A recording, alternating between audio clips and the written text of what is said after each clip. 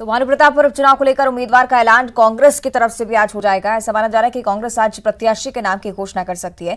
सावित्री मंडावी कांग्रेस की तरफ से उम्मीदवार होंगी। लगभग तय ये नाम आज कभी भी आधिकारिक घोषणा पार्टी की तरफ से हो सकती है। हाईकमान को सावित्री मंडावी का नाम भेजा गया है। दिवंगत मनोज मंडावी की पत्नी है सावित्री मंडावी। राजनीतिक करियर उनका नहीं रहा, लेकिन माना जा रहा है कई सारे फैक्टर्स जो कि इस नाम को सशक्त बनाएंगे। कांग्रेस की तरफ से सावित्री मंडावी चुनावी मैदान में। आगे बढ़ते भोपाल से बड़ी खबर है। गृह मंत्री नरोत्तम मिश्रा का कांग्रेस पर निशाना एक बार फिर से। पेसा एक्ट के विरोध को लेकर हमला बोला है नेता प्रतिपक्ष गोविंद सिंह का बयान मैंने सुना। उनकी तरफ से कहा गया सांप बिच्छू जैसी बात कर रहे हैं नेता प्रतिपक्ष।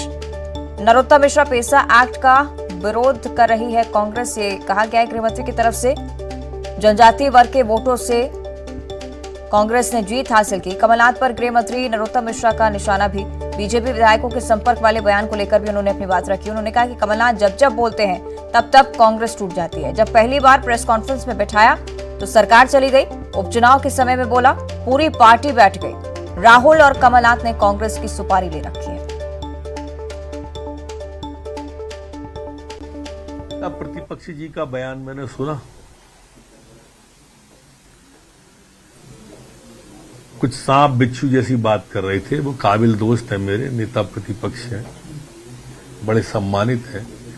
दरअसल वो जिन लोगों से घिरे हुए हैं वर्तमान में, उनका इशारा उस ओर रहा होगा।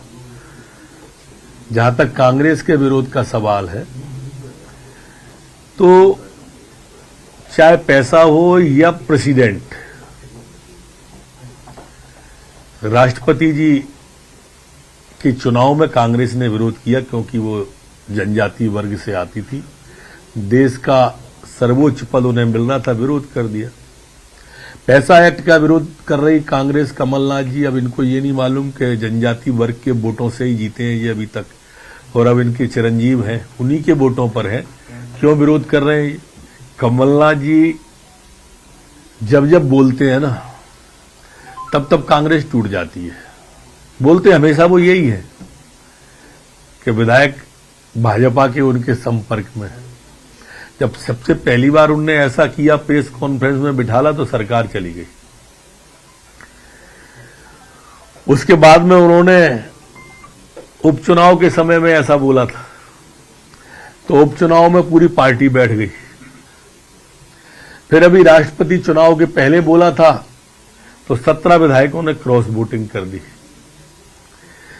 मुझे लगता है कि राहुल बाबा और कमलनाथ जी कांग्रेस की सुपारी लिए हुए हैं।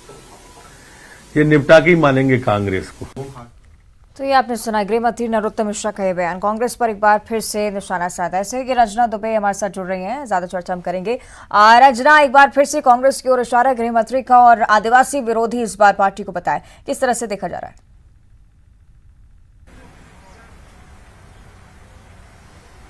जी अवंतिका, बिल्कुल मध्य प्रदेश में साल 2023 में चुनाव है और चुनावों से पहले इस तरह से जो बयानबाजी है वो अब दोनों ही पार्टियों की तरफ से देखने को मिल रहा है। खास करके आज जिस तरीके से जनजातीय गौरव दिवस मनाया जा रहा है और उसी को लेकर जिस तरीके से पेसा एक्ट भारतीय जनता पार्टी जो सरकार है वो लागू करने जा रही है और विरोध को एक तरह से भुनाने की कोशिश जो सरकार है वो कर रही है, और एक तरह से जो निशाना है वो कांग्रेस पार्टी पर जरूर कर रही है। और एक तरह से तंज यहाँ पर गृह मंत्री नरोत्तम मिश्रा ने भी कसा है, जिसमें यही कहा गया है कि पेसा एक्ट जो कि आदिवासियों के हित के लिए है, उनको न्याय दिलाने के हक के लिए है।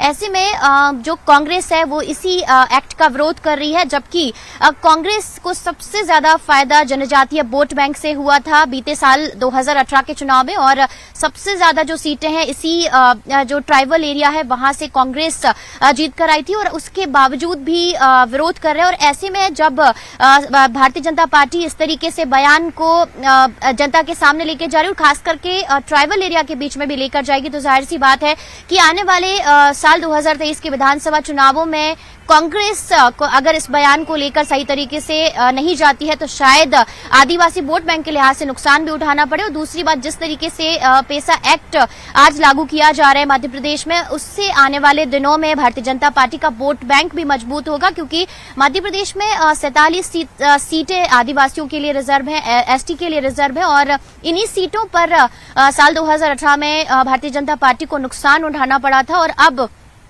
इन्हीं सीटों पर खास करके अगर देखा जाए तो सरकार का पूरा फोकस है। और इससे पहले भी बड़े बड़े जो सम्मेलन हैं आदिवासियों के लिए आयोजित किए जा चुके हैं मध्य प्रदेश में। और अब दूसरी तरफ आज पेसा एक्ट की जो घोषणा है वो खुद राष्ट्रपति द्रौपदी मुर्मू की मौजूदगी में मुख्यमंत्री शिवराज सिंह चौहान करने वाले। तो एक तरह से एक बड़ा वोट बैंक मजबूत करने की दिशा में भी जो भारतीय जनता पार्टी है वो आगे कदम बढ़ा रही है। लेकिन दूसरी तरफ जिस तरीके से गृह मंत्री नरोत्तम मिश्रा ने कहा है, दल बदल को लेकर लगातार बातें चल रही हैं, उस पर कांग्रेस पार्टी पर ही तंज कसा है। और ये भी कहा है कि शुरुआत कांग्रेस पार्टी ने ही की थी और इसका जवाब हम ना दें, ऐसा कैसे हो सकता है। और खास करके जब जब इस तरह की बातें आती हैं तो नुकसान कांग्रेस को ही उठाना पड़ता है। अवंतिका, बिल्कुल शुक्रिया आपका रंजना इस चर्चा के लिए। तो जनजातीय हितों को लेकर एक बार फिर से बीजेपी कांग्रेस आमने सामने।